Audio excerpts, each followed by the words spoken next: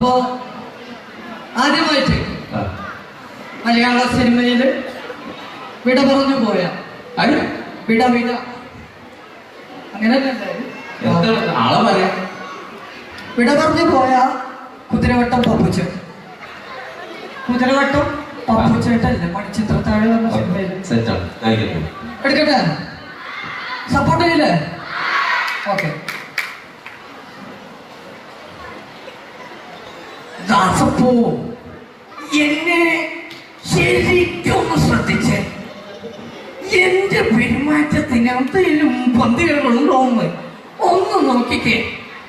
ഇന്നലെ രാത്രി മാടമ്പള്ളി മുറ്റത്ത് വെച്ച് കണ്ട ആളുടെ അകത്ത് കെട്ടിയിട്ടുണ്ട്.